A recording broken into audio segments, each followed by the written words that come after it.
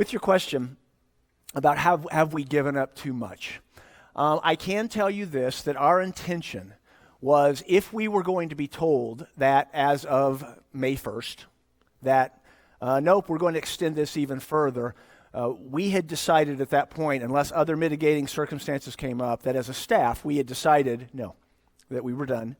That based on the facts, the numbers do not add up. So I get it. There was all this fear going on before, but we can see very clearly what's happening with this. And when you make comparisons to the flu, when you make comparisons to suicide, when you make comparisons to, if you remember, in the first 3 months of this year, almost 10 million abortions worldwide took place. I mean, the reality is, guys, if you look at everything here, this did not compare.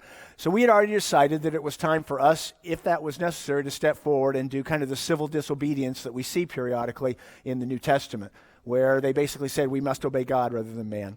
The reason for that is because the church is that significant. It's not okay for us to be apart. God's intention was that we are together as the body of Christ. There's something very powerful that happens when we're here together. We're very thankful for this medium, that we're able to continue to have that during a very difficult time, guys. But you probably know we don't live feed our services. A lot of churches do. We don't. That's a philosophic and biblical decision that we've made as a staff, because we do not want to encourage people to not be here, to be a part of the body of Christ. It's that big of a deal. And so we had already decided that regardless of what took place, because we'd already been declared essential, so we didn't have to fight that reality, that we were going to come back together. We're very thankful that we don't have to fight that battle. We're not looking for trouble, but we get a chance to be able to step forward and do all that. So I will say this.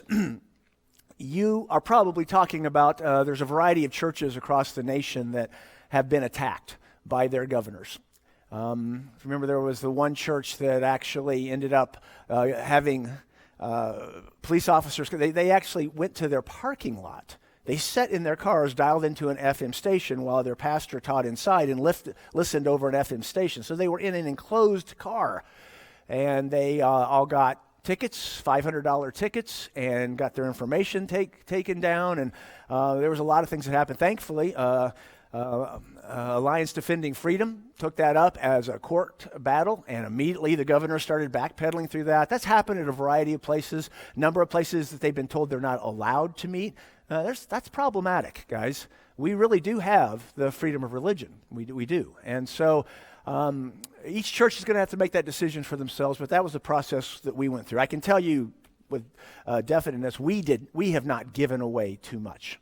I think this was a choice, besides the whole government thing, was the idea of caring for other people, making sure that we're being as responsible as we need to be, making sure, honestly, that none of these different things, different things that they were putting out, trying to say this is how this is going to go, making sure it didn't go that way. Obviously, that would have been awful, if those many people were dying. And so we needed to make sure what was actually going on here. So we were able to do that, care for people, step back a little bit, and we're done. And we're excited about that. So I do not believe that we have done irreparable harm to the institutions that are religious institutions within our society. I have no question that those who hate God, Jesus, and the Bible will try and utilize this to attack them. And so I think we have to be on our game, make sure that we're doing what we need to do. But at least at this point, I don't believe that we've given up too much, and I believe we can be okay.